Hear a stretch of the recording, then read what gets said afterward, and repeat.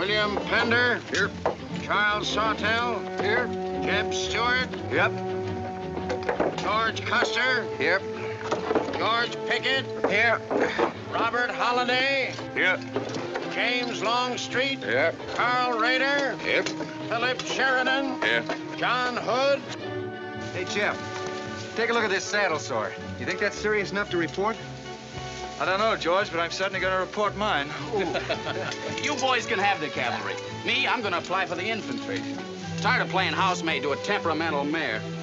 That's the first good news your horse has ever heard. Go on, Gertrude, kiss him for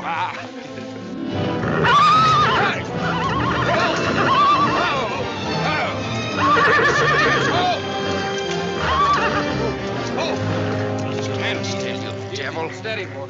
You weren't so hard-headed, you wouldn't hurt your mouth. I told you before we started you had that curb chain on too tight. It's not the first time you've cut his tongue. You ever try putting a curb on your tongue? No, nobody else ever tried it. I suppose it takes one of you Southerners to handle a horse. Well, at least we know how to harness them. They know how to harness Negroes down south, too, I hear. With a strap across their back. Come on. When are you going to take a punch at him? Too close to graduation. Besides, if I've waited 4 years, I guess I can wait another week.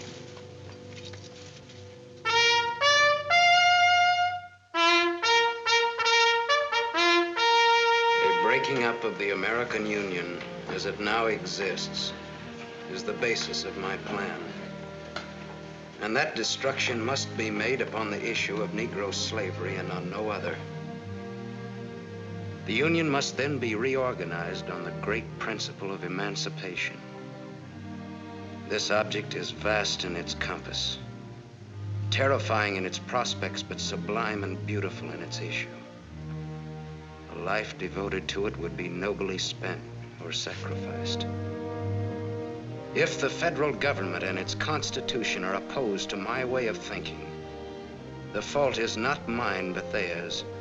And I shall continue to oppose them with every means and every weapon at my disposal. Who wrote that inflammatory rot? A wise man by the name of John Brown. Where'd you get it? That's my business. If you don't like it, you don't have to listen to it. You meant it for me, didn't you? Take it any way you like. Sure he meant it for you. He tried that abolition stuff on me till he found out I came from Kansas. Never mind, Bob. Come on, Jeb. Let's turn in. There's no regulation against a cadet having his own ideas. But there is one against spreading treasonable policies. You find the truth hard to take. Listen, Raider. I know the truth of this problem far better than you do. The South will settle it in its own time and in its own way. But not through the propaganda of renegades like this John Brown or any of his followers. You mean that renegade line to include me? Look up your oath of allegiance and answer that for yourself. I'll answer that right here and now. I've taken a lot from you Southern snobs. For 50 years now, you've been watering your precious family trees with the sweat of Negro slaves, piling up wealth and snobbery until now you think you own the government and the army. And anybody who disagrees with you is a lying renegade, a rabble-rousing traitor. Well, you get this from me, Stuart. And all you other Mason-Dixon plutocrats. The time is coming when the rest of us are gonna wipe you and your kind off the face of the earth.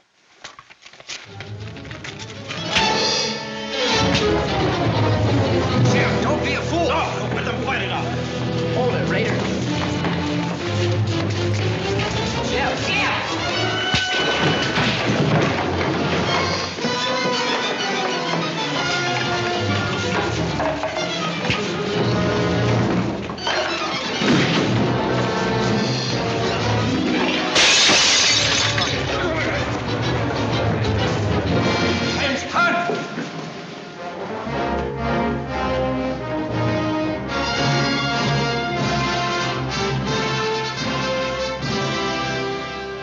I've been aware that a disturbing force has been active among the regiment of cadets. The exact nature of this subversive campaign and the persons responsible for it have not been fully known to us until this moment. Stuart, by every rule of the academy, you should be discharged from the service. And your associates are no less guilty for their part in this outrageous affair. Colonel Lee, any blame in this matter is entirely upon me. It's my sole responsibility, sir. That's not quite true, sir. It was my fault. We're all equally responsible, sir. That's right, sir. That's right, sir. If I believed that you were guilty alone, Stuart, I should have sent for you alone. As for you, Custer, and the rest of you, you must be taught that lying to protect a friend is sometimes an extremely dangerous practice. I'm not so greatly concerned about the fight itself as I am about its cause. All 7 of you men have violated the first sin of military conduct, the traffic and violent exchange of political ideas, which are not the affairs of an American soldier. You must be punished, and punished severely. I shall request of the War Department upon your graduation next week that all of you be assigned to the most dangerous branch of the United States Army. The 2nd United States Cavalry, now stationed at Fort Leavenworth in the Kansas Territory.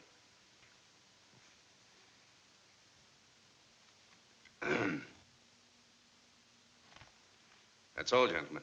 You're dismissed.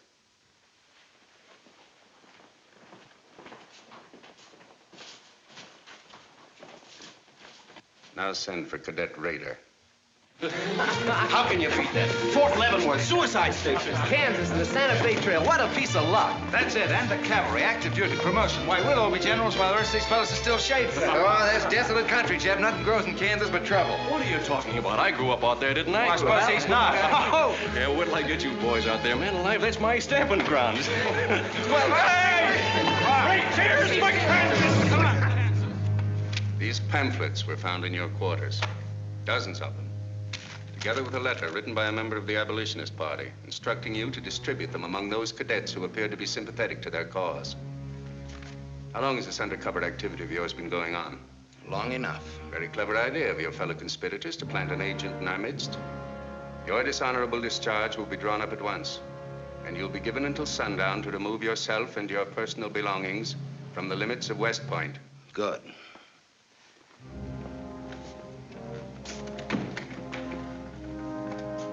And you can tell Mr. Stuart from me that he'd be smart to stay in the Army, right in the middle of it from now on. Cadet William Kuehl, Ohio. Cadet Martin Evans, Ohio. Cadet Armour Marlowe, New Jersey. Cadet George Custer, Ohio. Cadet James Longstreet, South Carolina. Cadet Philip Sheridan, New York. Cadet J.E.B. Stewart, Virginia. Cadet John Hood, Kentucky. Cadet Robert Holliday, Kansas Territory. Yippee!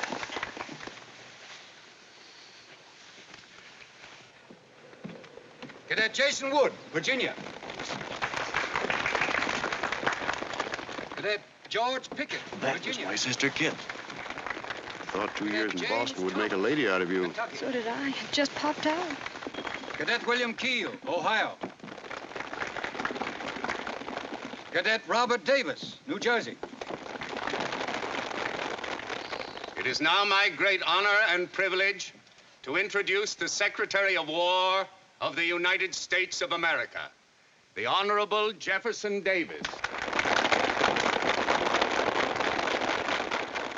Officers and gentlemen of the class of 1854, their welcome guests and their very proud families, I'll not keep you separated very long, as I myself once sat in your place and endured an interminable address by a very tiresome general.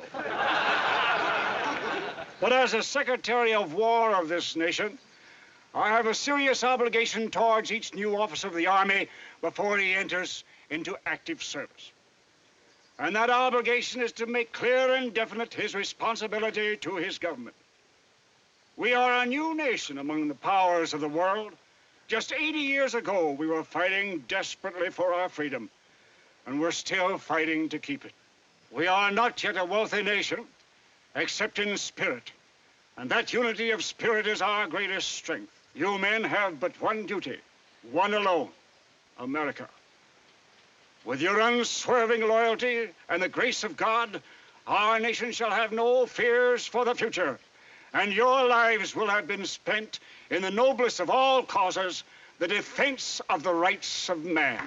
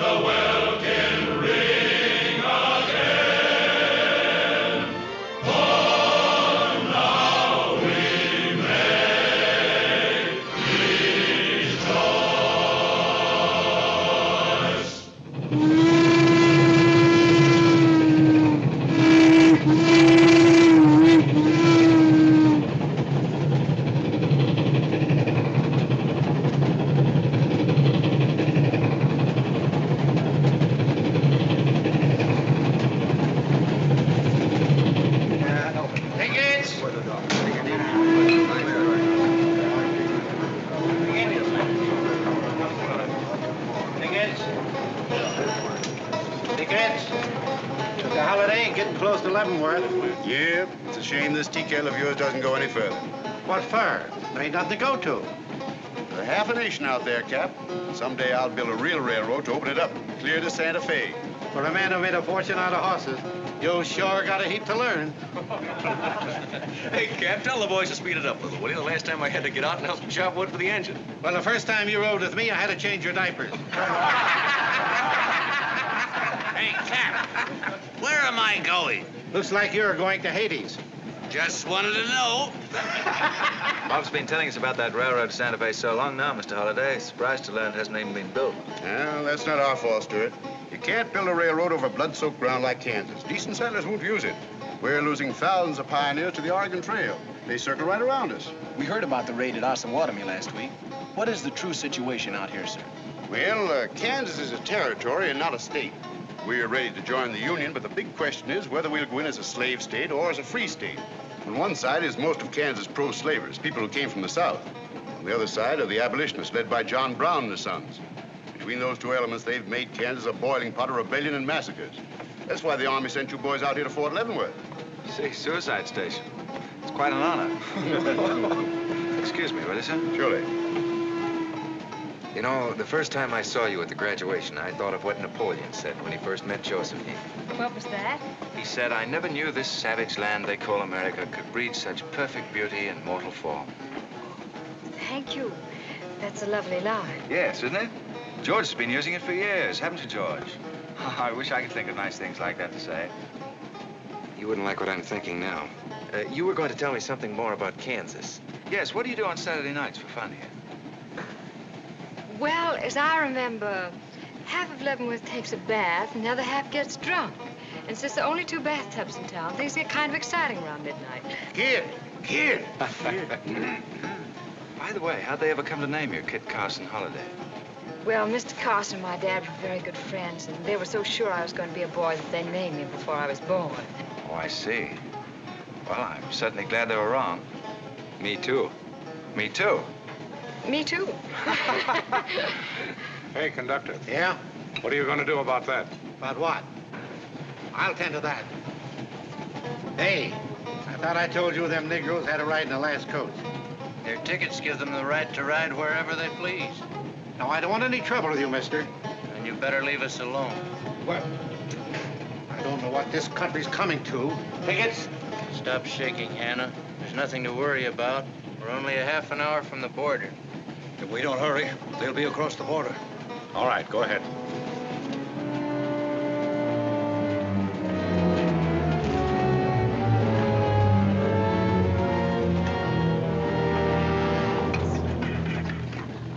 Where are you taking the Negroes?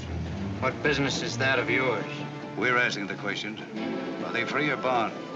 Here are the papers. You can see for yourself. Yeah, that might mean something if we didn't know who you are. But don't you make a move. We're taking you and them off of this train while they're still in Missouri. Now, come on, get up, all of you.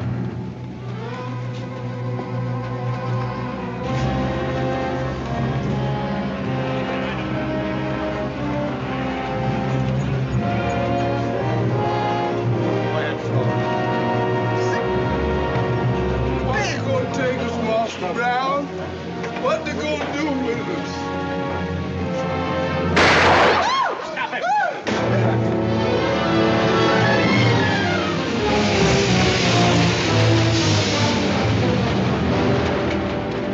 What do you know about this? There's the trouble. Negro slaves. He was trying to sneak them across the state line. I'll get that murdering jayhawker for this if I have to hang for it. Who was it? Oliver Brown, one of John Brown's scurvy litter. Deader than a doornail. Come on, you gay-eyed greenhorns. Give me a hand. There ain't no use spoiling the carpet. Come on, get him out of the way. Come on, Jeb. Now, don't get excited, everybody. Sit down, please. This is what they mean when they call it bloody Kansas. There'll never be any peace along the Santa Fe Trail while John Brown or any of his followers are alive.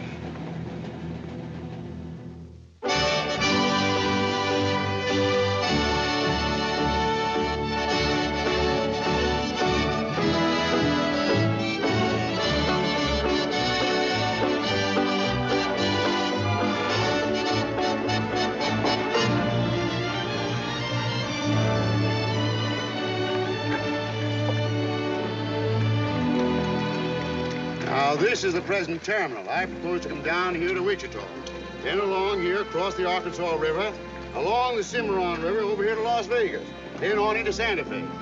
Now, that'll be our first section of track from Leavenworth to Wichita, right over the trail. How soon do you figure to start? Well, the men back east say they're ready to put up the money as soon as we can prove that a railroad through Kansas is safe and will pay. Dad! Yes, kid?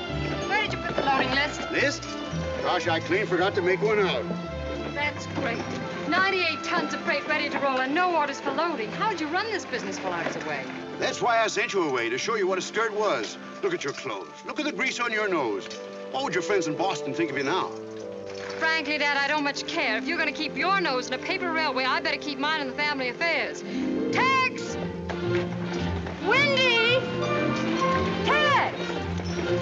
Where are those orderly customers? What do they think they're getting paid for? Tex! Why didn't you tell me? Getting jealous, huh? Well, I didn't even see Lily when I said goodbye to her. Oh, now, don't start lying to me, you double-crossing buzzard. I know you didn't buy that there looking glass to see your own ugly mug. I suppose you're figuring on wearing that female cinching belt. Wait till Lily sees what you brung her. She'll brain you if it ain't physical impossible. Why, you ignorant. Tex! Hey, you two! Where in the name... Will you come here?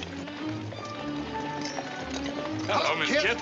Hello, nothing. Are you gentlemen of leisure by any chance interested in employment? We lost our watch. Yeah, we didn't have no idea of time. I ought to give you both your time and throw you out. Where in town have you been?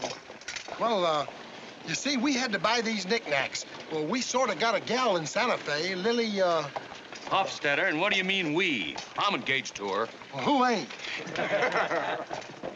You setting up housekeeping in Santa Fe, or is this just gilding the lily? Oh, she wanted us to fetch her one of them fancy French looking glasses. Ain't it pretty? What's your answer to that, Tex? What are you laughing at, you long-eared jackasses? Go on, get to work, both of you. Go on, jump to it. You better hide that thing or start wearing it.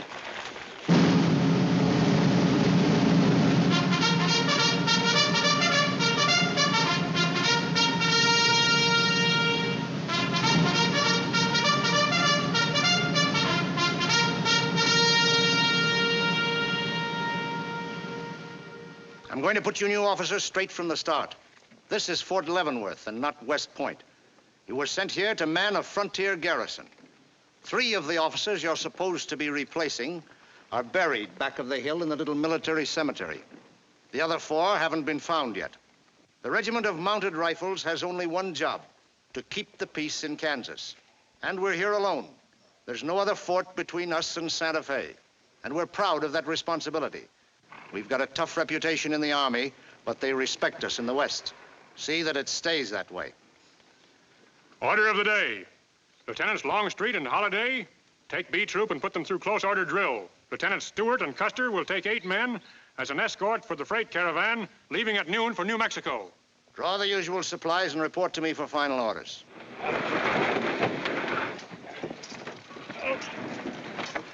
Say, will you keep all those cases of Bibles near the tailboard? They're only going a short haul. We sure will. Let's go.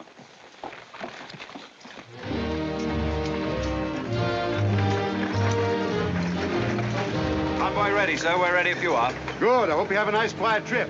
On any other kind, I'll lose money. Oh, we'll try and save you that. We'll see you in 6 weeks, sir. With luck. Just keep your eyes open, boys, and move fast. You'll like the scenery, but don't trust it. Right. Goodbye, sir. Goodbye, Stuart. Goodbye, Custer. All right, men, get ready to tie down those parts and check everything. Corporal, detail 2 men to cover each wagon. Yes, sir. Bill, move all these barrels over there for the next load.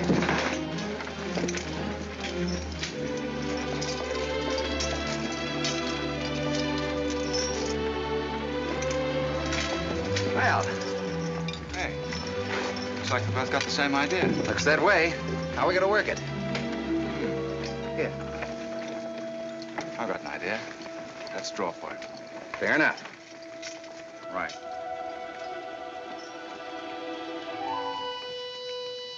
I got the long one. Hey, wait a minute.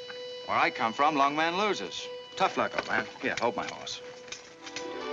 1 hand-plow, 1 seater, 7 and 8 is 15, 12 and 14 is... Why, Joe, there's something missing. Must be me. Hello. Hello, what are you doing here? Oh, playing nursemaid for those wagons. Should be the other way around. Oh, the convoy. That's a silly idea, Dad. He thinks that man John Brown's behind every bush. Well, it's not that I mind so much. It's being away from you for 6 weeks, just when we're getting started. Started? Where? Look, I've only got a few minutes left, so I've got to be fast. You haven't been exactly slow for a couple of days. I've never seen such a pair of whirlwinds as you and George Custer. Oh, George, poor old George. Well, never mind about him. Look, kid, I might as well tell you before I go. I'm completely crazy about you. What? No, wait a minute. Let me finish. I needn't warn you about Army life. The pay's bad. I'd never be home. You'd probably be a widow in 2 weeks. I see. Have you thought of any particular names for the children? No, be serious, will you? This might be the most precious moment in our lives. I hope not. Not in these clothes. Haven't you got any heart at all? Yes, I have. And it's going to stay right where it is. I don't know a thing about you, Jeb Stuart. My brother thinks you're wonderful. But then he was dropped on his head when he was a baby. Well, at least you'll let me kiss you goodbye, won't you? Oh, well, it's quite an honor, but no thanks. I don't really deserve it. Well, hello. Say, this is quite a surprise. The corporal's looking for you. Says it's very urgent. I'll bet. Kit, we'll take this up later, right where we left off. Now, George, don't be long-winded. Listen, Kit, we're due to leave in a minute now. There's something I've got to tell you. I'm head over heels in love with you. George, you sound just like an echo. Oh, Kit, pardon the interruption, George, man. Kit, there's something I forgot to ask you. Have I got any real competition? How do you think any girl would answer a question like that? Well, she'd tell me the truth. Then you'd both be crazy. Get going, you bullwhackers. Through desert heat and dust, your throats will soon be choking. Your head's about to bust. No water when you're thirsty.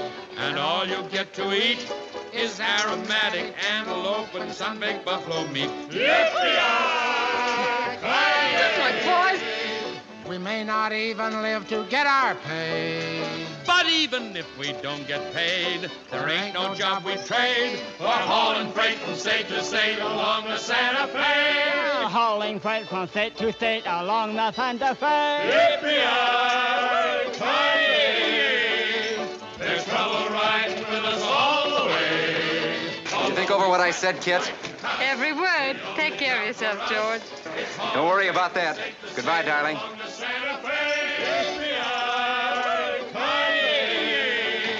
There's trouble riding with us all the way. Although we sweat and fight and cuss, the only job for us is hauling freight from state to state. Make a little bet, kid? Sure, on what? Those two boys? I'll give you 3 to 1. I can name the winner. That's ridiculous. Which one do you want?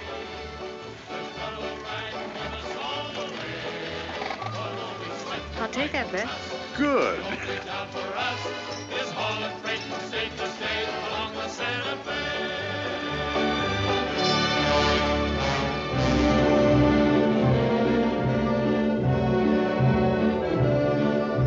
And to instruct all volunteers not to enter Kansas unequipped, nor to display their weapons to public view. Let that be understood beforehand. Warn them also... Not so fast, Father. Warn them also that our plans must be known to ourselves alone. That they join me in the clear knowledge that all traitors to the cause must die, wherever caught and proven to be guilty. Tell them that we stand by one another while a drop of blood remains, that under no threats or pressure do we make confessions.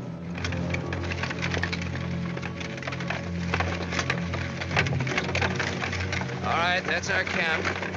I might as well tell you when you get this far, you don't turn back. You don't have to worry about us. We ain't the kind that quit. That's fine. Just see you keep it that way. Save all of us a lot of unpleasantness.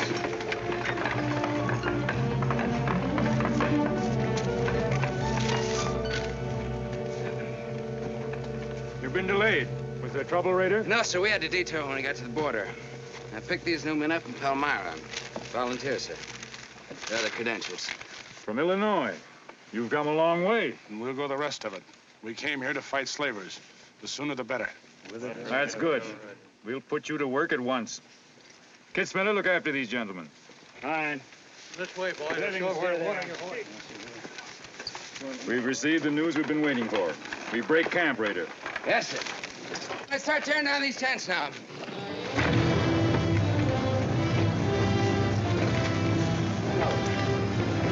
Oliver. He's hurt. I'm all right. Where's Father? Father. What has happened to you? Where are the Negroes you were told to bring? A couple of pro-slavers tried to grab us on the train. I shot one of them and jumped off. You left 4 helpless people alone to save yourself. I had to do it, Father. It was me or them. You cowardly fool. In future, obey my instructions. We leave at once.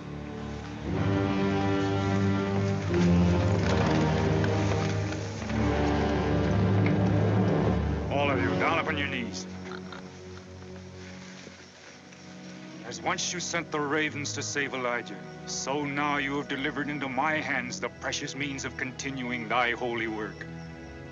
The Lord our God is a great God, a mighty and a terrible, who regardeth not persons nor taketh reward. The Lord is a man of war. Thy right hand shall become glorious through power. Thy right hand, O God, shall dash in pieces the enemy.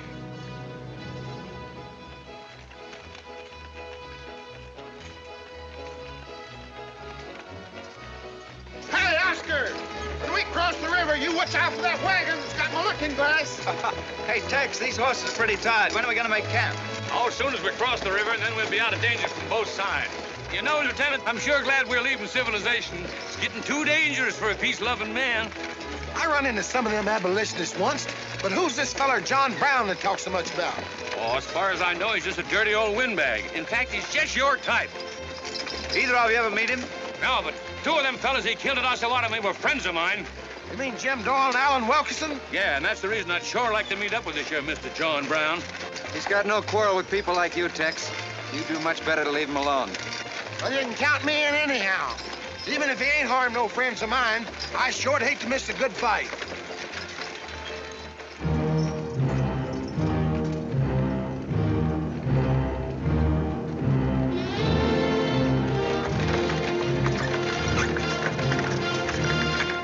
This is wrong, Father. We've never attacked a wagon train before. We aren't common highwaymen. You say we have a righteous cause, but this will bring the law down on us like a storm. We recognize no law but the law of God. You will do as I command.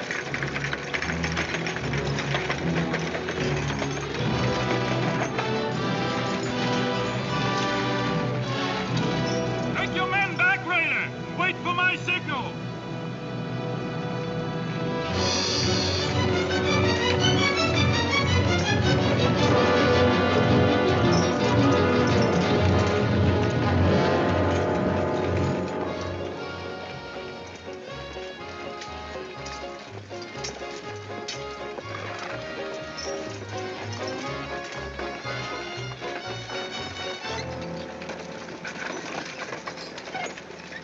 Howdy, strangers. Good morning. Are these Holliday's wagons? That's right, sir. My name is Smith, Jonathan Smith of Newton. Oh, well, what can we do for you? I believe you are carrying some freight consigned to me. Oh, it might be. Have you got something to show for it? I have this receipt from the shipper. Come a long way with an empty wagon, haven't you, Mr. Smith? Newton's about 100 miles from here. My home is in Newton, sir, but my place of business is much closer to the trail. Oh, I see. I thought your horses looked pretty fresh. 8 cases of Bibles. That's right. Come on, Wyndham, we'll unpack these Bibles for the parson. Jason, bring up your wagon.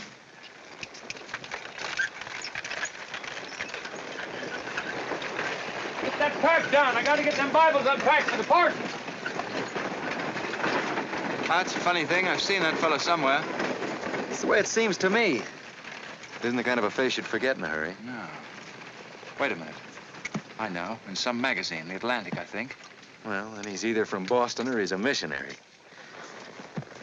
No, it was something else.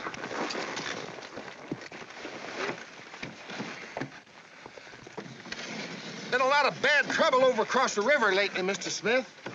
That murdering skunk John Brown's on the loose again. Better keep your eye peeled for him. Thank you. We shall. This stuff sure is heavy for Bibles.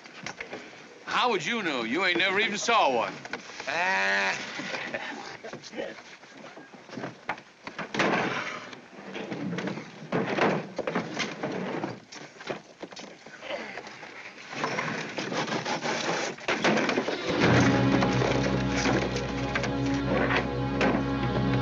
Just a minute.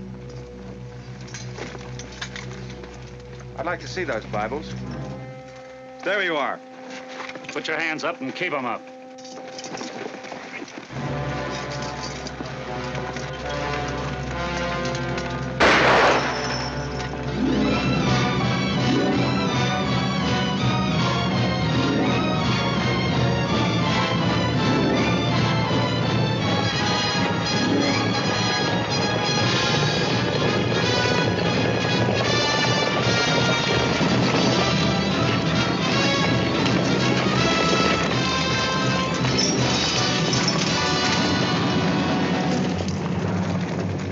I advise you to make no move towards your gun.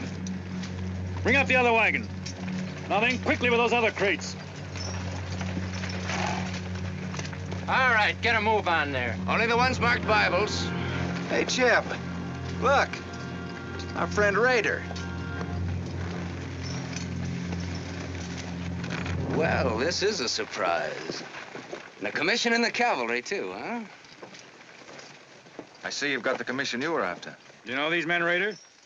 Yes, sir, very well. This one, Stuart, comes from a rich slave-owning family in Virginia. He called you a lying renegade once, and I jumped him for it. John Brown, him? John Brown? John Brown? I have nothing personal against you men, but I will deal harshly with any interference. I might have known you'd wind up with this outfit. Well, that's one of the troubles with the Army, Stuart. They don't teach you to think ahead. They do one smart thing. They teach you never to turn your back on an enemy without first making sure he's harmed. Stop us. We'll not saddle ourselves with a killing just to satisfy your personal quarrels. One more murder won't mark you any deeper than you are now, Mr. Brown. I intend to be a marked man. Back to your horse, Raider. Back to your horses, all of you. I've given you fair warning. You can keep your heads or lose them as you wish. Move on.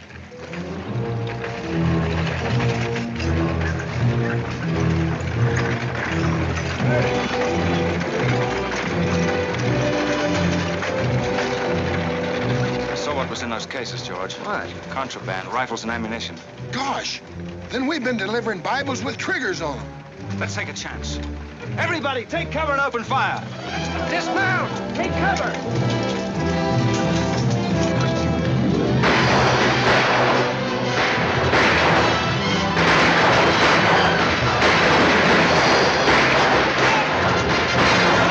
Cover the wagons and move back. We mustn't lose any more men. Get back! Running. They're getting away. No, they're not. We're going after them. Hey, wait a minute. The outnumber is 3 to 1. Well, if it makes you nervous, don't count them. Come on. Everybody mount and follow me. Everybody mount. Come on, Shavetail. Here's where I get you a medal. Forward!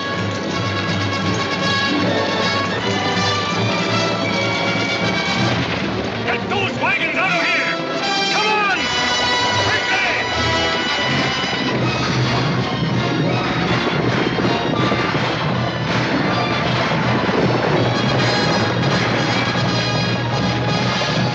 Use your whip, Jason! Use your whip!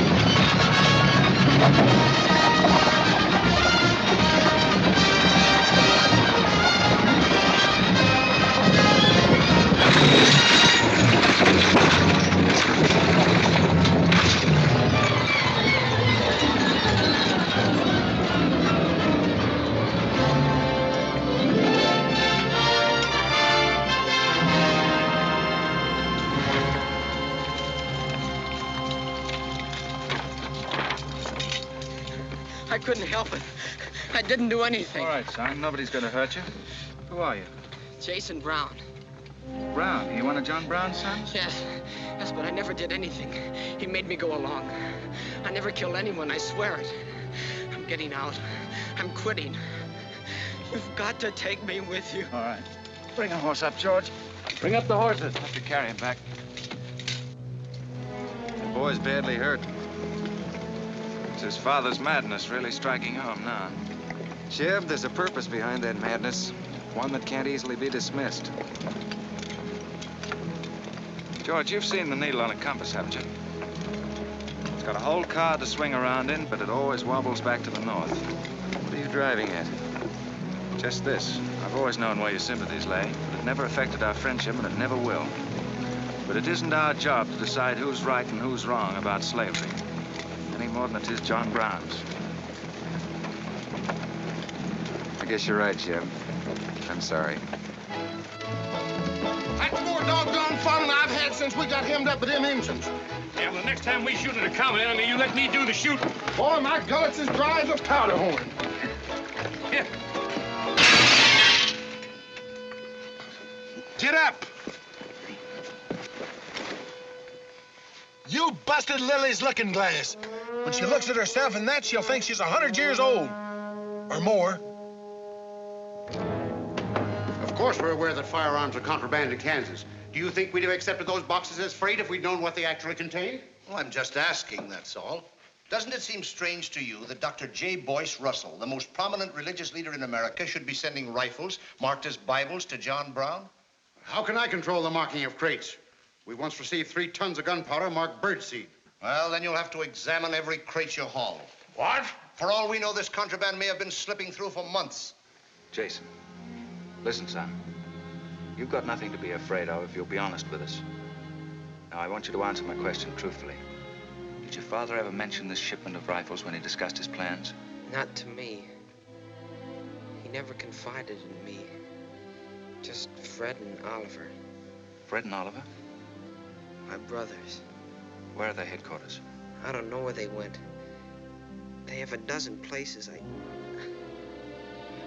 don't know.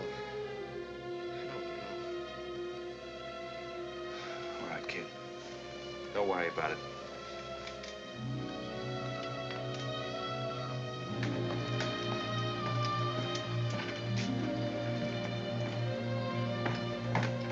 These guns are no mistake. Anyone with the best interests of Kansas at heart can tell you that. No bandy-legged bushwhacking soldier can talk like that about the holidays. We've got as much interest in Kansas as the United States government, and a darn sight more investment. We were here before the Army came, and by Godfrey, we'll be here when you're gone. If you think you can... Sir. Well, Stuart, what did you find? Very little, sir. The boy's either too badly hurt or too frightened to talk. We leave immediately. Have them sound assembly. Yes, sir. What was that you called me? A gall-darn bandy-legged bushwhacker. Now go on. He says he talks with God at night. But God doesn't tell people to kill one another, does he, miss? He's a good man in a lot of ways. But he's changed since Osawatomie. Those people he killed. They got down on their knees and begged him for their lives. But he struck them with a sword. Him and Rader and Kitzmiller. I was there. I saw it done. I tried to stop them, but they pushed me aside. Yes, that's how it was. We're starting at once. I'll take the first troop west to Tecumseh. Stuart, you and Custer will take the first platoon of B Troop and search thoroughly from Clinton to Dutch Henry's Crossing. Is that clear? Yes, sir. These are your orders. Find John Brown and bring him back here, alive if possible. His force is well armed now and strong in numbers. We also suspect that new volunteers are drifting in from the east to join him. Be on the lookout for them as well. Retire to your respective troops.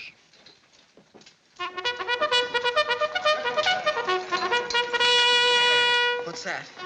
They've caught some more of us. No one's been caught, Jason. Not even you. You've committed no crime to be afraid of. I'm sick of being afraid. I'm sick of hiding like a hunted thing. I want to walk free like other people. You will, Jason. You're safe now. No, I'm not.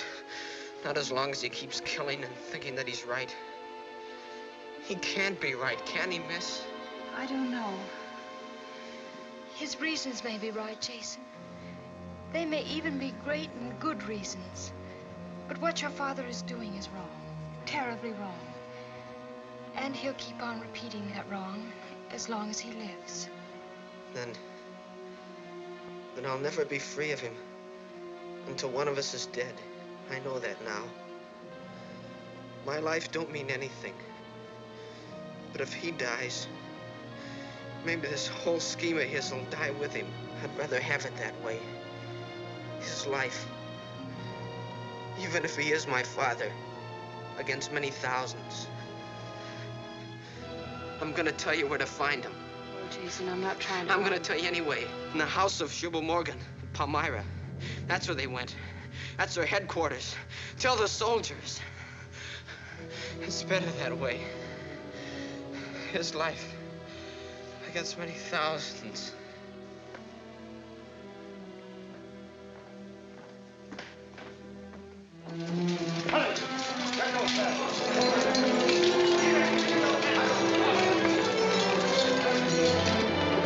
Jeb, Hello, darling. How is he? it's very serious. I left the doctor with him. Poor little Deb. Jeb, he told me everything. The whole nightmare of his 15 years, even the place where his father is now. He said he wanted me to tell the soldiers. Where? Palmyra, at the house of a man named Shubal Morgan. Shubal Morgan, Palmyra. I wonder if that's the truth. Jeb, I'm frightened. That boy is crippled for life. And that man on the train, he died for a principle. And a man killed him for a principle. One of them is wrong, but which one?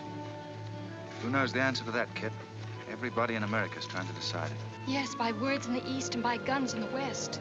But one day the words will turn into guns. Oh, Jeb, can't it be stopped now? Can't the slaves be freed before it's too late? It will be stopped when we hang John Brown. Then the South can settle our own problem without loss of pride at being forced into it by a bunch of fanatics. Jeb, what has pride got to do with human lives? Kid, the two things kind of come together down south. Can't pry them apart, not even with guns. I hope that's going to be the same way with us.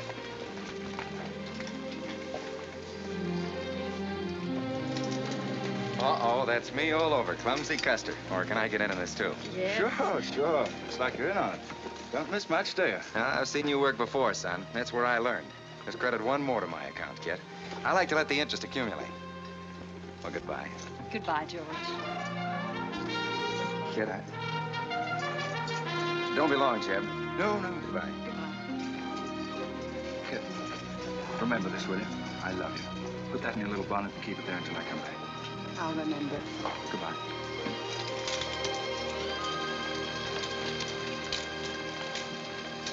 Hey, Lieutenant. Hello, boys. Hello, Lieutenant Jeb. Say, I want you to keep an eye on Kid for me while we're gone, will you? Heck no, we're going to hunt John Brown with you. What? Yeah, we come to join up. Who do we see? A couple of flat-footed rumputs like you in the Army? Why, you'd get lost. Boys, you better go home and sleep it off. So long.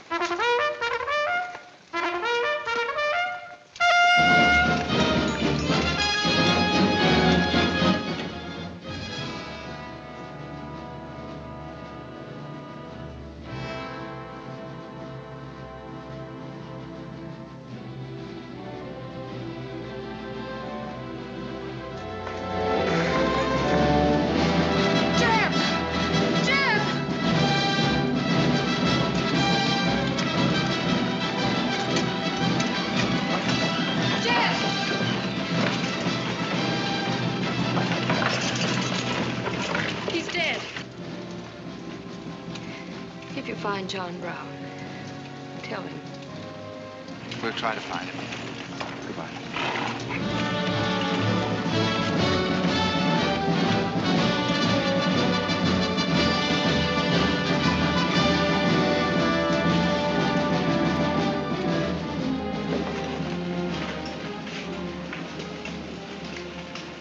Kid, once when you were about this high, Tex Windy brought home a wolf cub with a broken back. You nursed it for weeks, but it finally died with its head in your lap. You cried for days, but it was just a wolf cub. It would probably have grown up to be a killer like its father.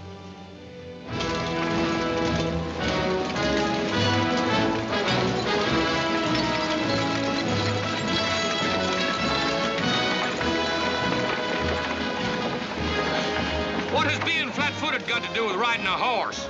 Calling me a rumput's what hurt me. I ain't had a drink since noon.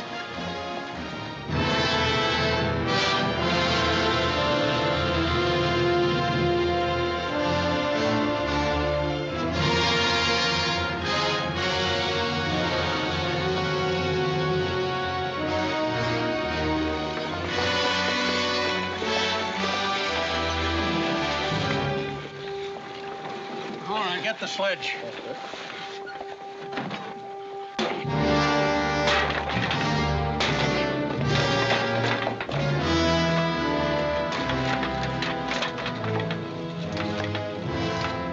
sure is expensive salt pork, Mr. Morgan.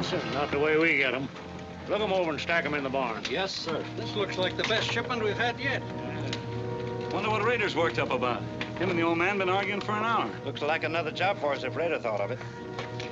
West Point education's a wonderful thing. Yeah, if you can collect on it. Yeah. I signed up because you promised to pay me. Trained this rabble gang of yours into a solid, fast-moving unit of fighters. Taught them how to use these new rifles, how to follow orders, and take a town in army fashion. But I haven't received a red cent in 3 months. Now, what about it? Mr. Rader, I enlisted you on the recommendation of friends in the East who said you would work for the cause. You've done your job well. I have no complaint up to now. But our plans are ahead of any personal greed. If you feel otherwise, you are free to get out.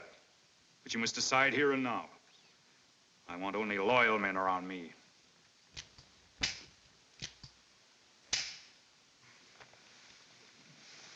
You've no argument with my loyalty. I proved that at Osawatomie and every other town we've raided. But you hired me as a military expert at a set price, and I'm only asking what's rightly due me. And I say that you will receive it in time. Only let me think in peace. My son is a prisoner in the hands of our enemies. Even now, he may have a rope around his neck. An innocent boy who never fired a gun in anger in his life. While I stand here powerless to save him.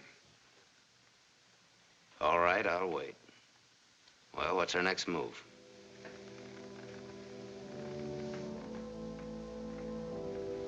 The Bible has said an eye for an eye and a tooth for a tooth. Tomorrow at daybreak, we will destroy Delaware Crossing.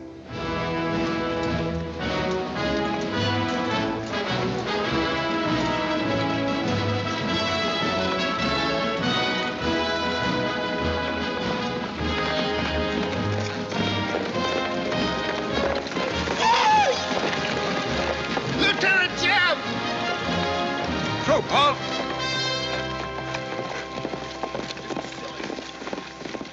Well, what the... Well, the Major sort of turned us down, too. But here we are, Lieutenant Jeb. What do you mean trailing us halfway across Kansas? We don't want you to get lost. You see, I know every wrinkle of this here country just like my own face. Well, you're sure it's just as dirty? I've got a good mind to get a couple of mules and strap you on the back and send you home. A fine-looking pair of soldiers you make.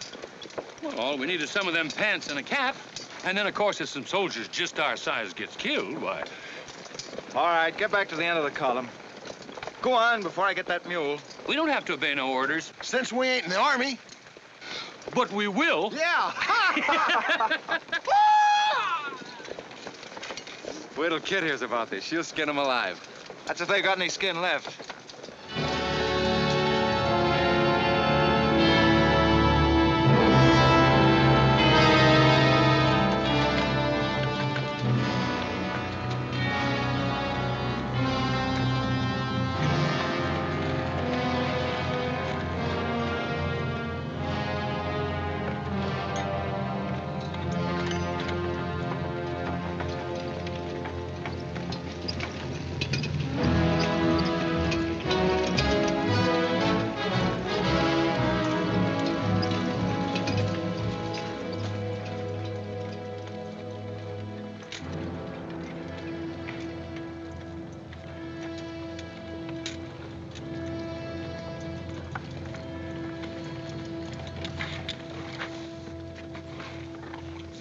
Who did this? John Brown. How many men did he have with him? Around 100, maybe more. How long since he left? 3, 4 hours. We lost count of time. Well, you're the man that had the run-in with one of the Browns on the train. Is this in revenge for that? Yes. We're free staters here. Brown always knew we'd get him someday, if he didn't get us first. Well, I'll leave you some men to help you bury your dead. They'll see you back to Leavenworth. We don't want any help. This is our fight. We don't want you or nobody else to finish it. I'm going to take care of John Brown myself. Get on your way, soldier. We got work to do. I know how you men must feel about this. But my orders are to break up all armed forces. Yours, John Brown's, or anyone else's. I'm sorry, but if you organize under arms, I won't be able to draw a line between you. That suits us, if it's got to be.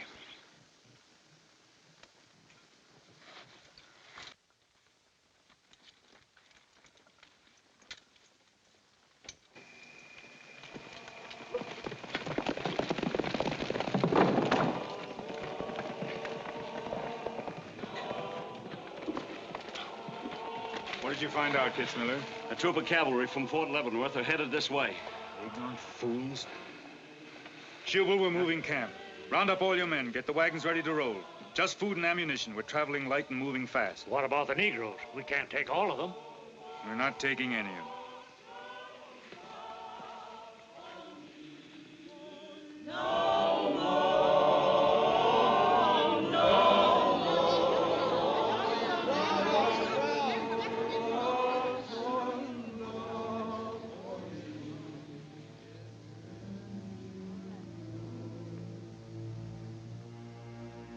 My children, the hour of deliverance I promised you has come.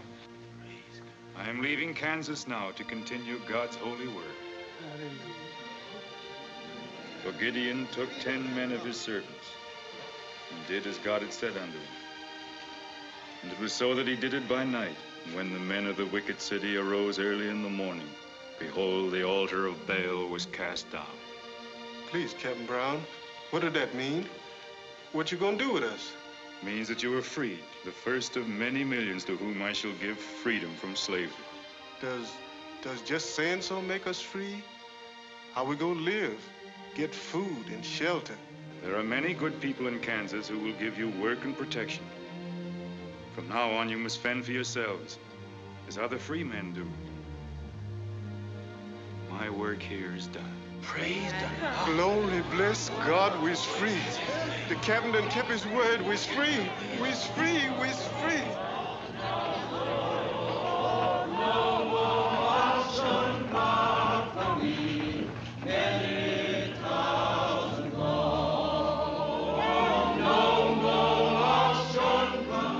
You know, if John Brown has 100 men, we'd better send a runner back, bring up the rest of the troop.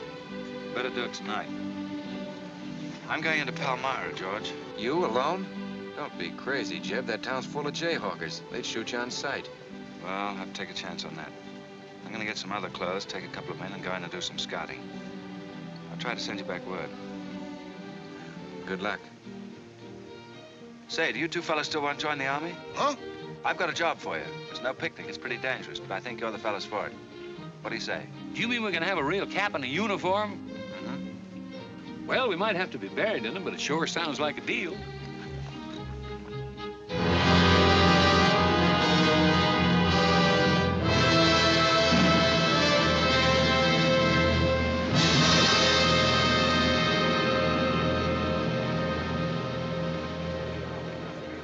The law's got nothing to do with it.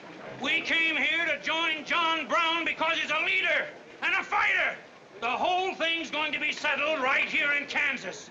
We came here to fight slavers, didn't we? The only way to fight them is with guns. They sure give you a good looking over in this here man's town. Yeah, I feel just like I was taking a bath in a bathtub without no sides on it. The only kind of a tub you ever was in. Say, who could I talk to in this kind of a town without arousing suspicion? The town barber. That's right. Anytime a barber can't talk to a stranger, he's liable to go crazy. Town barber. Hmm? That's it.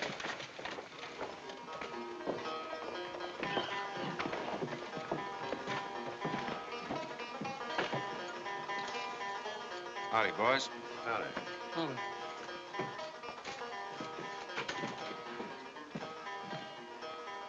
Pretty good-looking horse for this part of the world. Yeah. Kansas is all right for men and dogs, but it's pretty hard on women and horses. Say, look at that brand.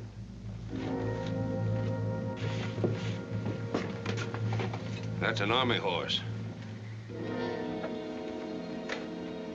Maybe you just bought him from someone. No, they don't sell them. Nobody rides that brand but a soldier. You keep your eye on him till I get back.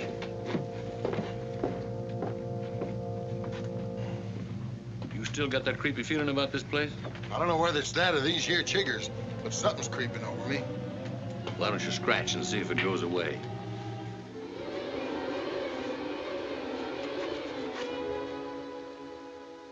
Yeah, I reckon that is all it was. Say, I got it now. We was on the same train a couple of months ago when that fella got killed. You probably got me mixed up with somebody else. No, sirree. I never forget a face. Although I was a little drunk at the time. Well, they are. Fella you saw probably had two faces. Brown. Been in Palmyra long? Oh, just a couple of weeks. This ain't no time for barbers. The fellas that ain't trying to hide their faces for some reason or other are too mean to spend the money. Yes, I've heard you've got some pretty tough customers here. Tough, say. I'm afraid to shave half them. I'm afraid they'll get up and cut my throat. Say, did you ever run across this famous, what's his name, John Brown? Sure, he came in here once. Strange-looking man with a hemp mark on his throat. Hemp mark? What's that? Oh, it's an old barber superstition. A little red line that runs all the way around here. Anybody born with that mark is bound to be hung. That's so. Say, I haven't got one, have I? Not yet. Maybe.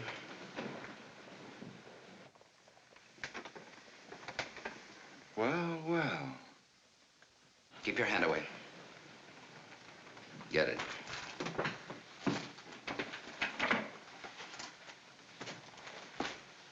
This was quite an idea, Stuart. You're coming in alone first to look around? Or is this one of your agents? I ain't never laid eyes on him before. I swear it. I don't know him from Adam. What were you up to? Well, it's your move. You figure it out.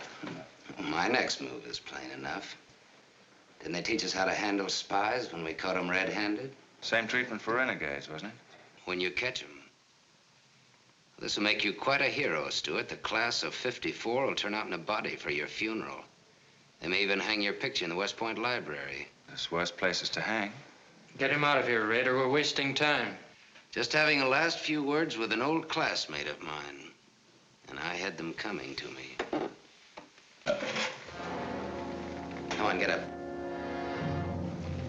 We're gonna give you a good look at what you came to see.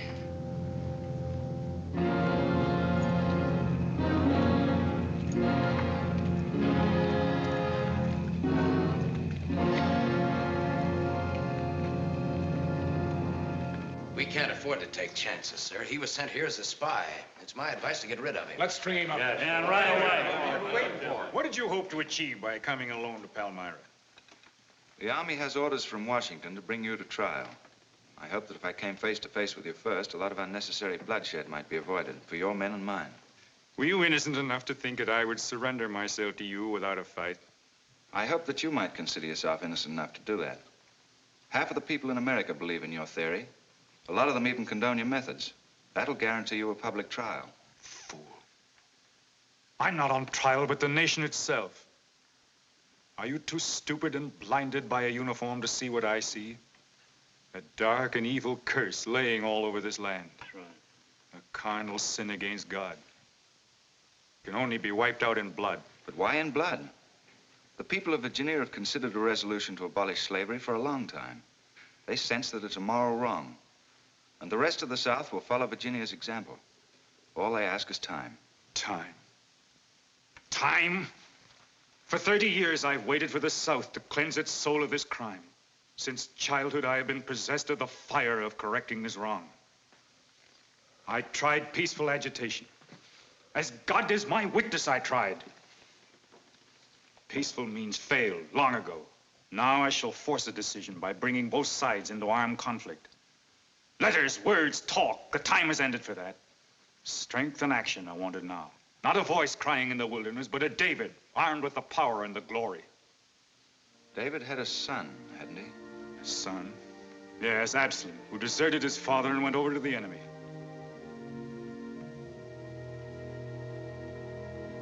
What are you trying to tell me, Stuart? And Absalom died because he feared his father. Jason is dead. So be it. My son has paid for the sins of this world with his life, as once did the Son of God. It shall not be in vain. Whether you kill me or not, the Army will crush you all in the end. My advice to you is to find peace with your Maker.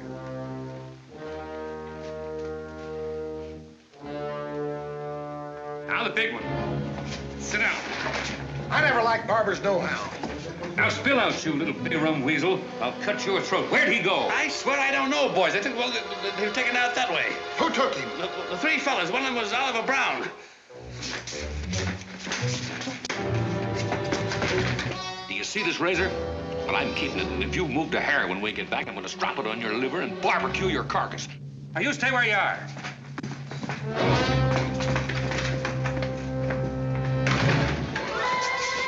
Back east for me.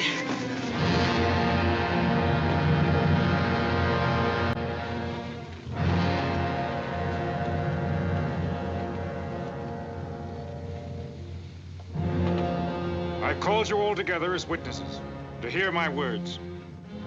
An enemy to the cause has entered our midst, stealthily and by night, with the purpose of planning our destruction. But the hand that has never failed us has come once again to our protection.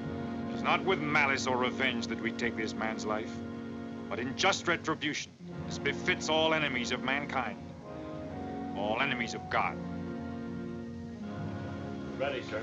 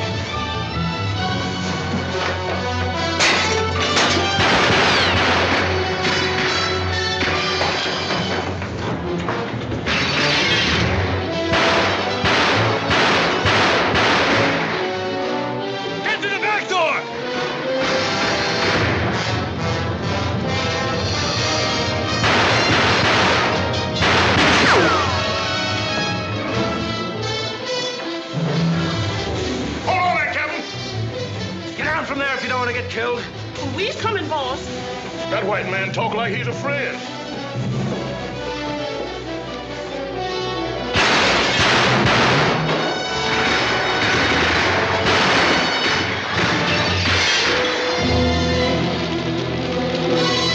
Oh, mercy balls. Look at here. Get the bag, quick.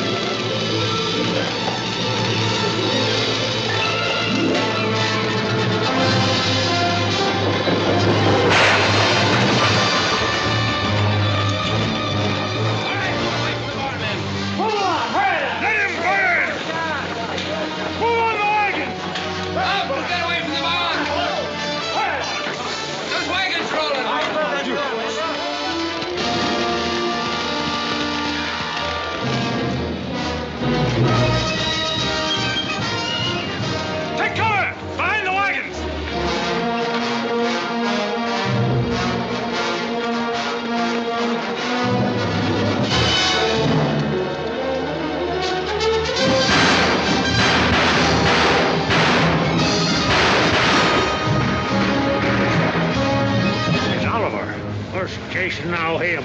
You want to fight on, John? As long as breath is in me. Sound the charge!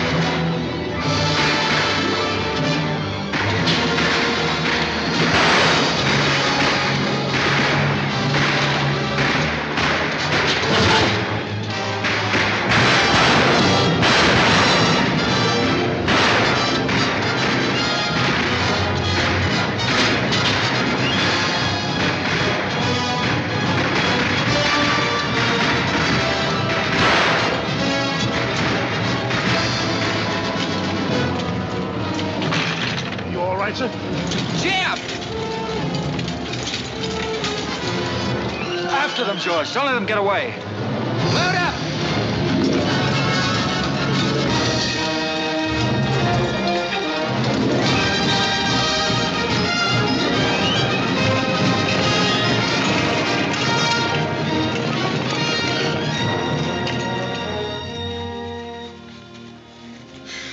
Ouch, that's too tight, Mammy. Don't tell me how to do this, boy. I've been wrapping white folks all my life. When they was babies, I wrapped one end. And when they growed up and took on too much corn liquor, then I wrapped t'other end. Ah, so what made you leave home? Well, old John Brown said he's going to give us freedom. But shuckins, if this here Kansas is freedom, then I ain't got no use for it. No, sir. Me neither. I just want to get back home to Texas and set till kingdom comes.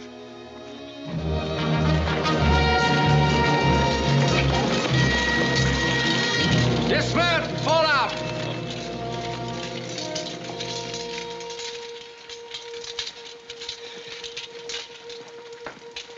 Well, we had a nice ride. Both ways. Lost him, huh? He and a few others got away in the hills. I think I hit one, Jeb. You ought to heard him holler. Heard him holler, you jughead? That was me. You shot my hat off. Well, it won't matter much. He's broken for good. From now on, he'll find every man's hand against him. Nothing will ever break the force of John Brown, Jeb. Not even death. Oh, you're wrong, George. He's finished. His force is broken forever.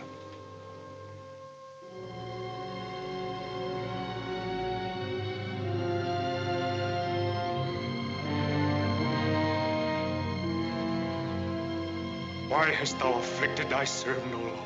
Wherefore do I not find favor with thee?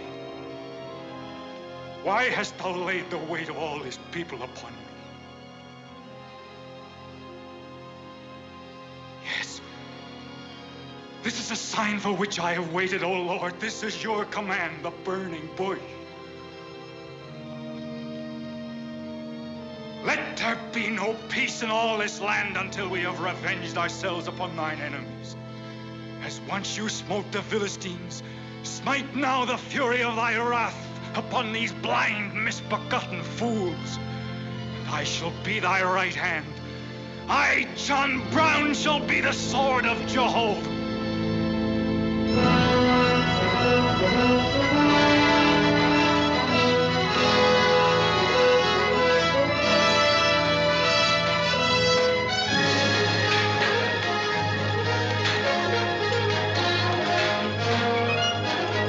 Good luck, gentlemen. The beginning of the railroad to Santa Fe. These rails are going to stretch their way right across the old trail, right over Kansas, down into the territory of New Mexico. Someday we can tell our grandchildren that we opened the doors of America to the great Southwest. Won't we, kid? You just build your railroad. I'm not guaranteeing anything. Yep, the end of John Brown was our beginning. Maybe it'll cost a lot more blood and grief, but it's going to be worth it. Dad, can I ring the bell on the first train? Yep, and blow the whistle. That'll be a day you can live for, kid. Won't it?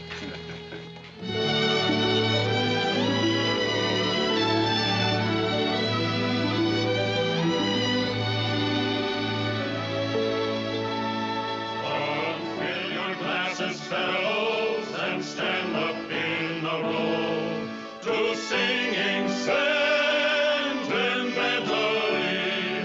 We're going for to go in the army. There's sobriety, promotion's very slow.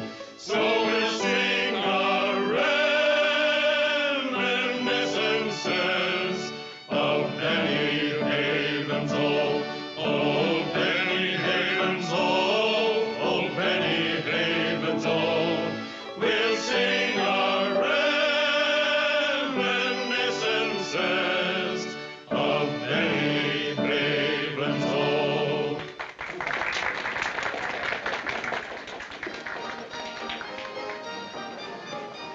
Congratulations, boys. Thanks, sir. That was excellent. I didn't recognize the song. Where does it come from? It's an old army song, a farewell. These young men have all been promoted and are ordered back to Washington. That's splendid. You lucky devils. I had to wait 10 years for my captaincy, and I also followed tradition by proposing to my wife the same night. Wouldn't you like some refreshment? Yes, I would. Splendid idea. Well, I think I'll run down to the stable. horse through a shoe this morning. I'll see you later. I'll go with you. Maybe I can find it.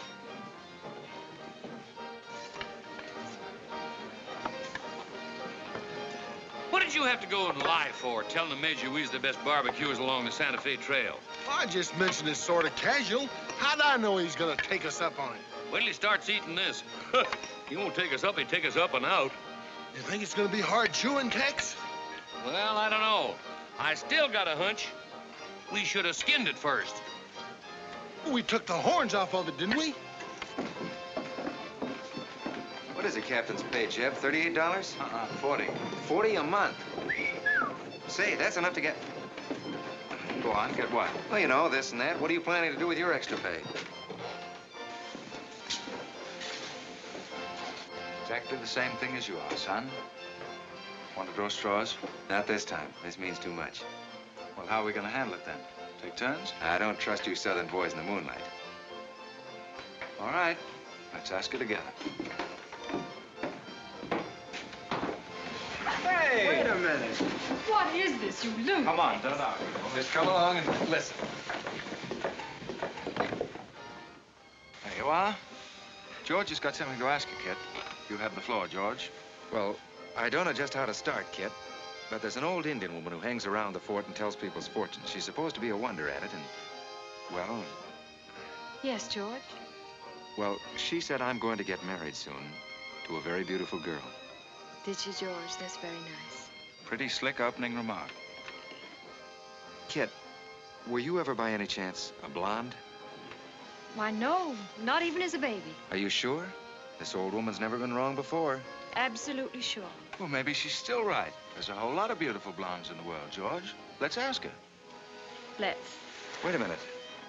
Kit, are you in love with him and not with me? I guess I am, George. You gonna marry him? Oh, wait a minute. I can handle this proposal from now, son. Kit, you really mean that? You haven't asked me anything yet. I wonder if I said the wrong thing. Couldn't have been more perfect.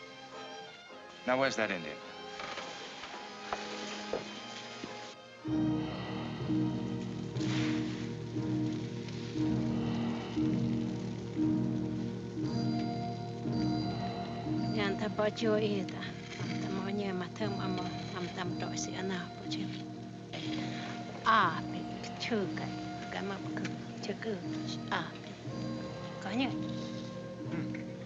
What'd she say, Kit? You know the lingo.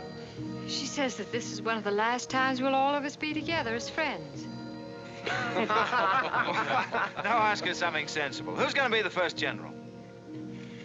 Winesh tam waniganzit.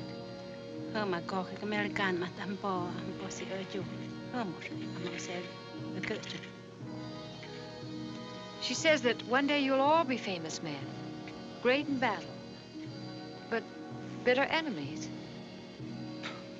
What? Pickett, Hood, Custis, Sheridan, Longstreet, and me, enemies? Now I know she's crazy. Where'd you ever pick up this old faker, George? I can tell better fortunes than that with tea leaves. Well, we might as well get our money's worth. Ask her what we're going to fight about. Yeah, who's going to start it? Weganesh wanji migodwat.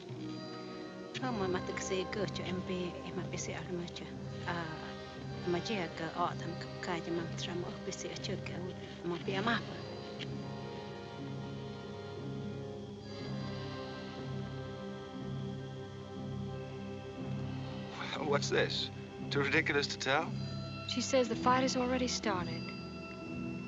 Somewhere in the east, a man is lighting a torch. Now, at this very moment. The two of us will help to kill him. But none of us can stop him.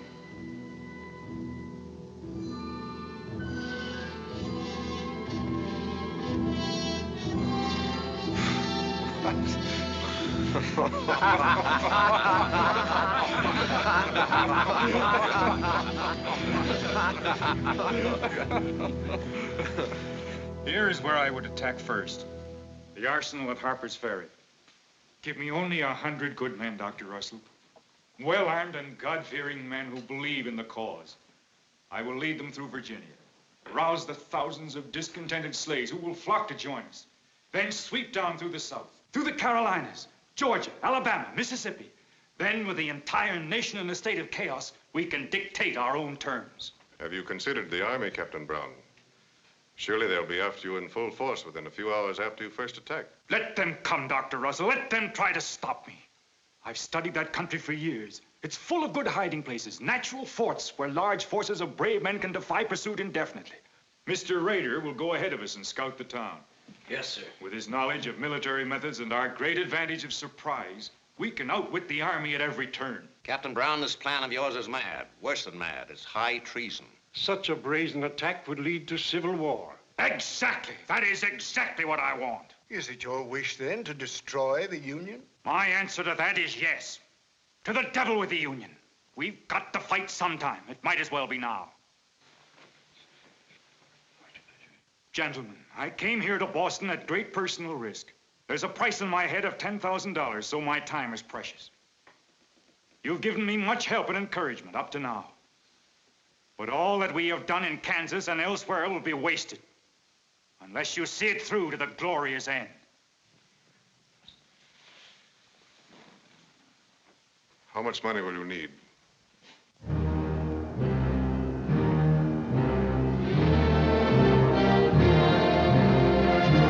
We now possess the guns, ammunition, tanks, a complete store of supplies.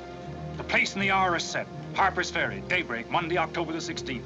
We will strike with two forces, suddenly with complete surprise, and then move rapidly through Virginia. You men all know what will be demanded of you. Yes, we're with you, Captain. It's Raider. He made good time.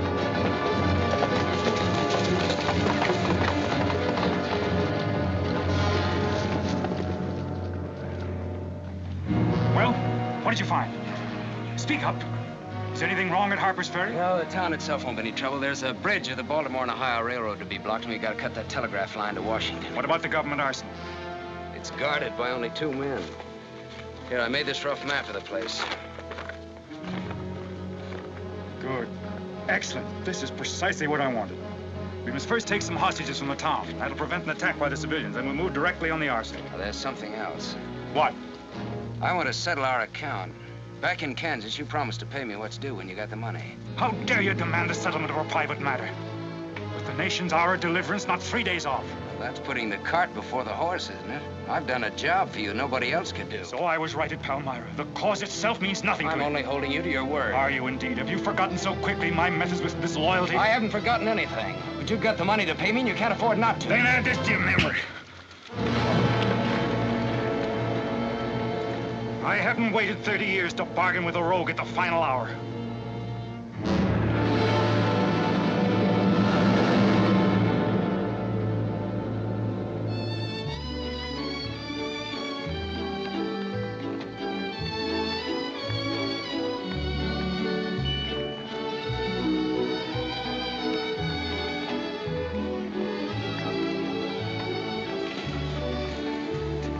Hiya.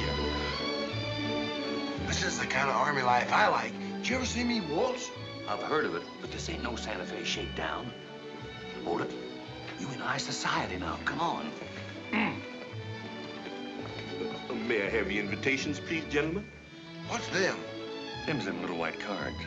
We ain't got no invitations, Joe. Can't we get in on our uniforms? No, sir. Not unless you wants to go right out on them again. Oh, we're the fellows who cleaned up Kansas. Ain't you ever heard of us? Sorry, sir, but we don't need no cleaning. Good evening.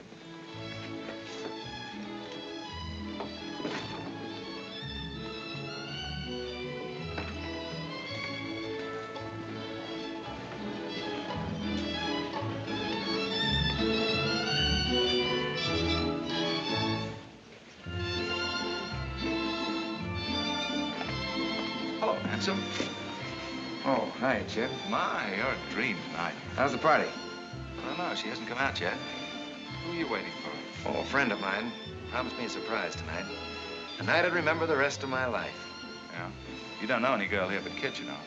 I'm not talking. Maybe you don't rate quite as high as you think you do, Captain Stuart. Hello, Kit. You look wonderful. Thank you. Say, George was just telling me you promised him the biggest night of his life. Where do I come in? You don't. I'm very fond of George. Thank you, Kit. I haven't told you this, but we have a deep understanding. Wait a minute, Kit. Are you serious? What is this? I'm going to take care of George for the rest of his life. Kit! That is, if he's the man I think he is. Oh, Kit, I have my faults. But I can be as faithful and loyal as any man that ever lived. We'll soon see. Now, wait here, both of you. Tough luck, son. I guess we can't all have charm and good looks, too. Custer, I hope you're joking, or you're not going to have either. Oh, don't take it so hard. I mean, this is something that could happen to the public. Charlotte, I want you to meet Captain Custer and Captain Stuart. This is Charlotte Davis. We were schoolmates together in Boston. It's a pleasure, Miss Davis. Thank you, Captain. Yes, indeed. A great pleasure. I've heard so much about you, Captain Custer. Me? Mm-hmm. Well, well, that is, well, that is, Shall we dance, Jeb? Yes, of course. Who is she? That's the blonde. The one that George was promised by old Sit in the Mud. Oh, I see. Well, it's pretty nice. Don't you think? Left wheel. Company, halt. Present. Arms, prepare to scoop.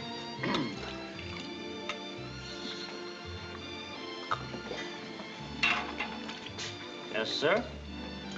Yes, sir. About face. Company, forward. March. Eyes right. Right wheel. Well, there I was, right out in the middle of Kansas, facing 500 crazy fanatics, heavily armed. And me with only 15 soldiers. Good heavens, Captain, how terrifying. What did you do? I sized up the situation at a glance, dismounted, and walked straight toward him. Not alone. My dear young lady, there comes a time in every soldier's life when he must stand or fall alone. And if you knew the Army, you'd understand that he who hesitates is lost. Oh, how simply wonderful, Captain. Oh, it was nothing, really.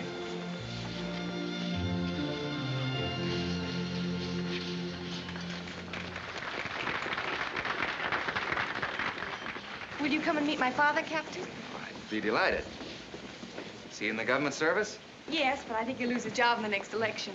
Oh, that's too bad. Say, he should be in the Army. You know, politics don't bother us. He'd rather go fishing anyway. Father. Hello, Charlotte.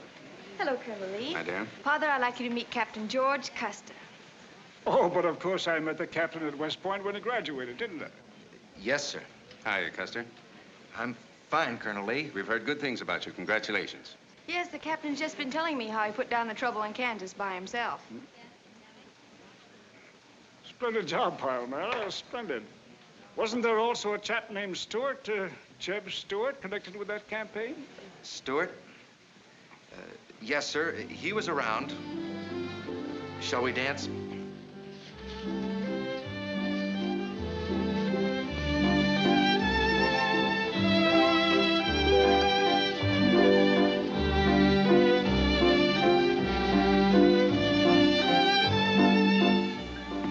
Left turn. About face. March.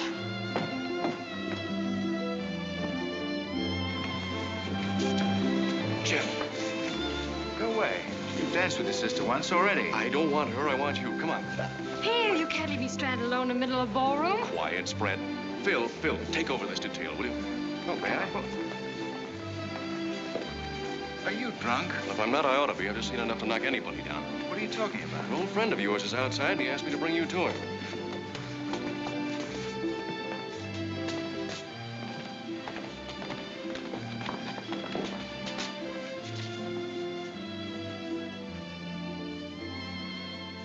It's real. I almost touched it.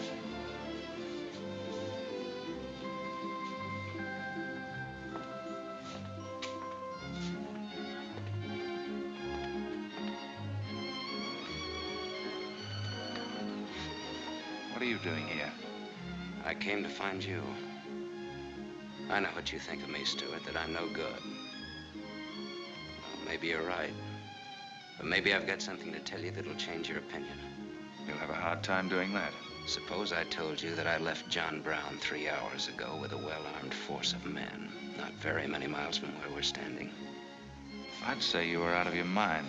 All set to strike at Harper's Ferry on the Maryland-Virginia line sometime tonight.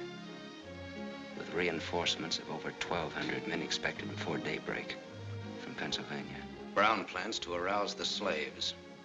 First in Virginia and then throughout the South in open rebellion. telegraph wires will be cut and he'll block the railroad. And then at daybreak, they rush the arsenal. Take thousands of weapons with the idea of arming the Negroes. Well, that's the situation, gentlemen. Move for move. I don't know, you may be able to get there ahead of them, but if you do, you've got to move fast. Tonight. It's fantastic. Our Secret Service has reported John Brown to be out of the country. Well, I ought to know where he is. I've been with him every day and every mile since we left Kansas. Then why have you informed on him?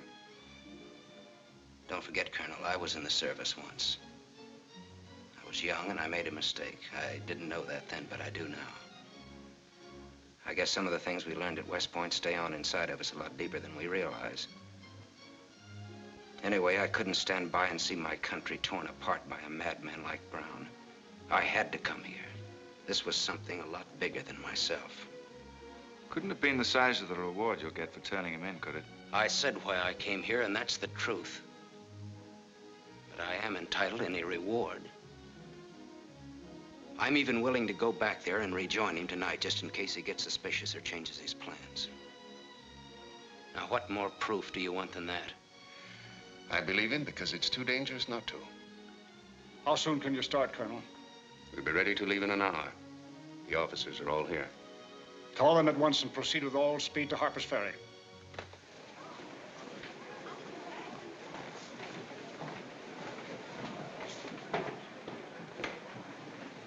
You have your orders, Captain Stuart? Yes, sir. Jeb, what is it? What's happening? John Brown. Get the little Davis girl to take you home, will you, darling? But why? But... I'm sorry, I can't explain now. No time. Try to keep the others calm. Tell them there's nothing to be excited about. Goodbye. Goodbye.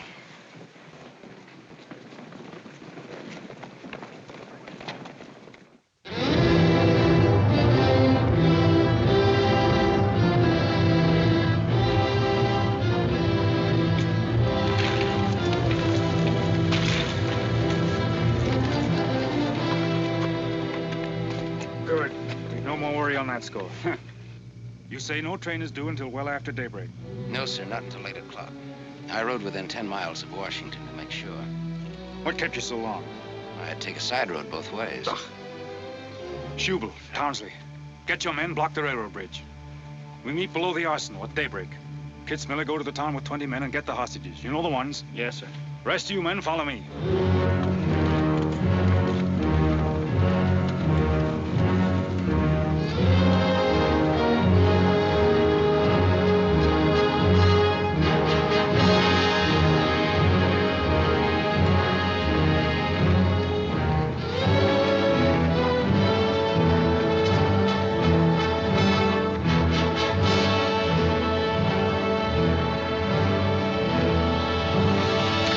Drop your guns.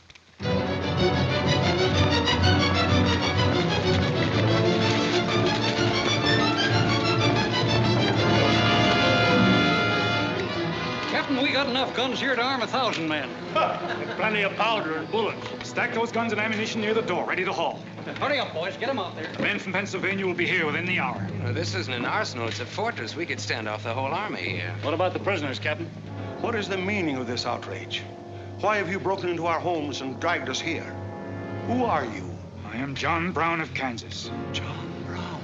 You are prisoners of the provisional government of the United States. If the citizens of Harper's Ferry attempt any interference, I shall use you as I see fit. Otherwise, you will be peacefully released when we depart. We must adhere to our schedule to the precise minute. We will leave here at 10 o'clock.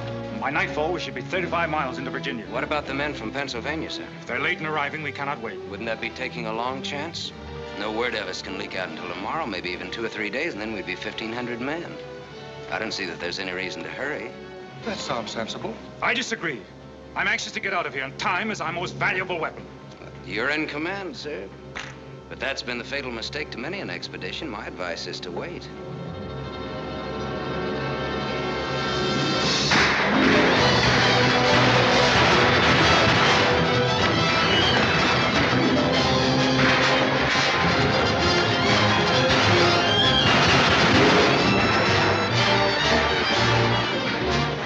Townspeople are firing at us. Just a handful of them with old shotguns. We can clean them out in 5 minutes.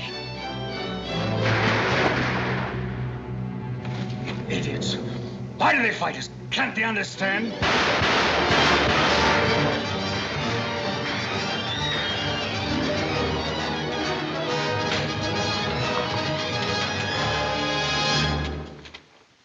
What is your name?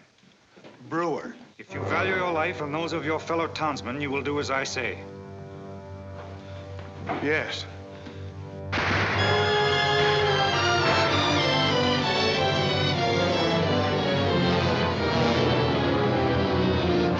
Stop firing! You are endangering the lives of your friends. John Brown promises that if we leave the arsenal in his hands, he will harm none of us. No! Run downstairs! We'll cover you! Quick!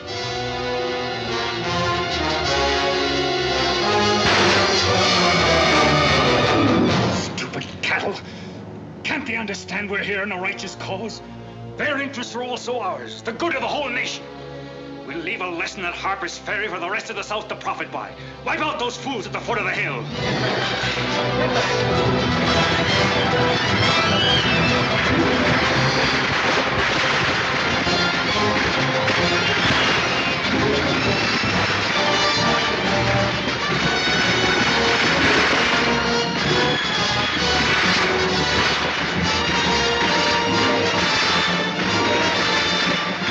He's firing! We're moving into the hills. Take all the weapons and ammunition you can carry with speed. It's well past noon. We can wait no longer for the Pennsylvanians.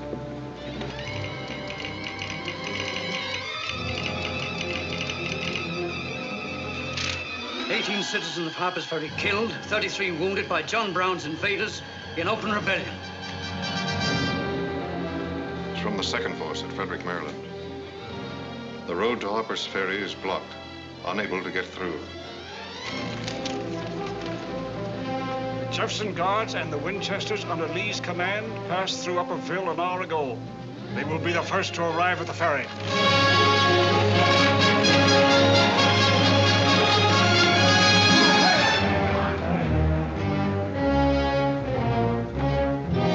What are you watching, Raider? The North Road, sir. The North Road is over there. This is the Washington Turnpike. Well, I thought our men might circle the town a second. That was not their orders. Help with the wagons. Yes, sir. Well, don't you think we ought to wait another half hour? It might be that...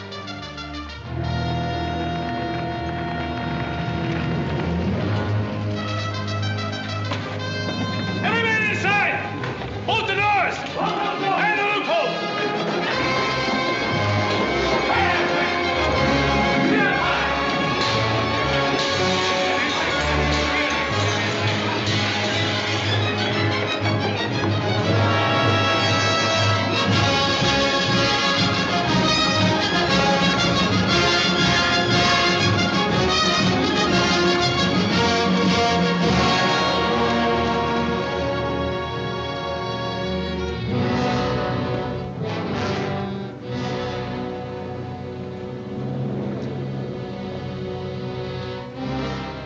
Wait, you say. There's no cause to hurry. Wait. Yes, sure I did. I thought we had time. Stuart, Yes, sir? I want you to take this under a white flag to John Brown. Right, sir.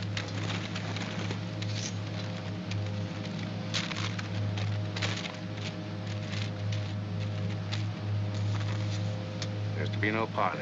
Yes or no? If it's a refusal, wave your hat to us. Right, sir. Hang on to this, will you?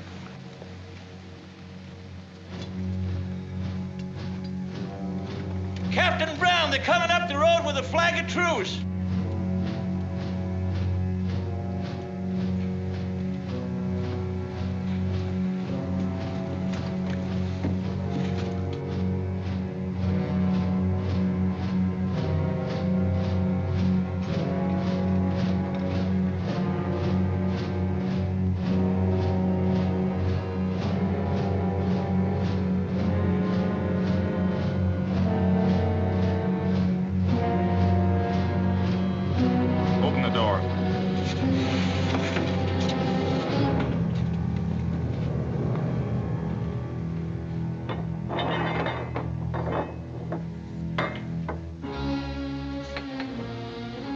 John Brown of Kansas.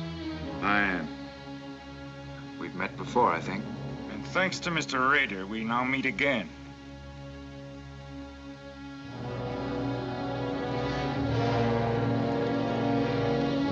This is Colonel Lee's formal demand for your surrender. Once more, sir, you overrate your strength in supposing that I can be taken against my will. That's your final answer? It is. We prefer to die here. Prepare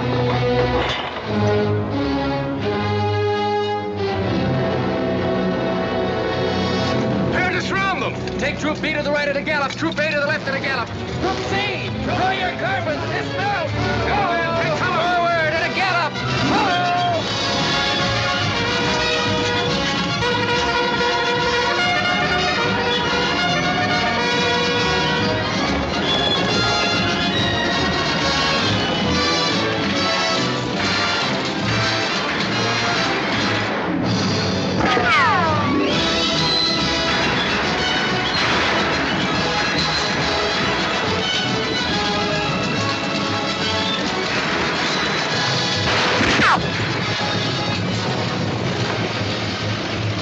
Bring the right flank into position.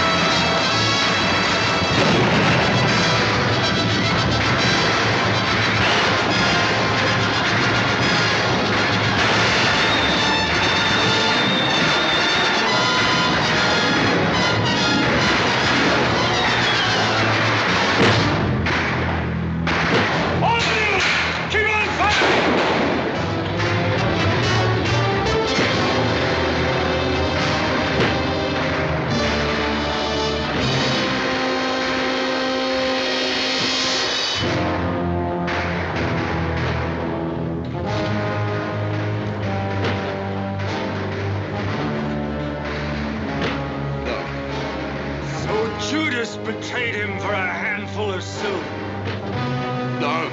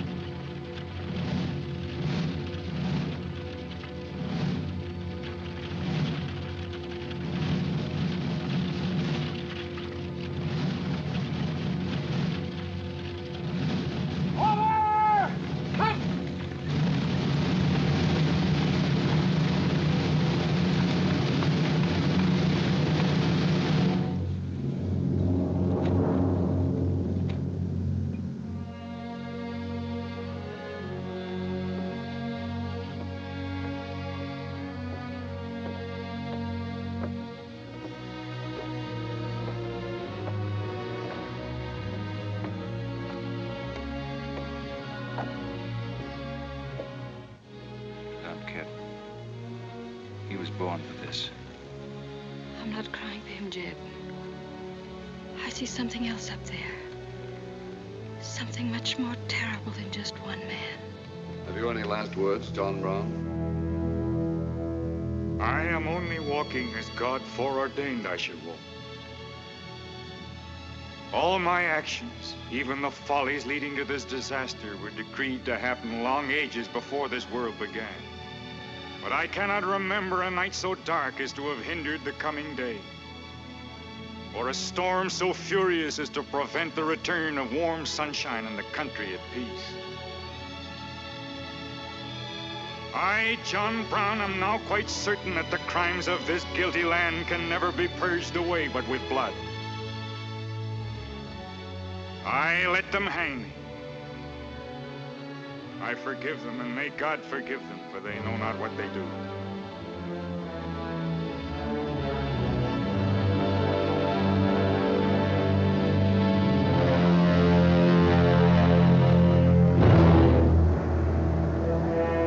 So perish all such enemies of the Union, all such foes of the human race.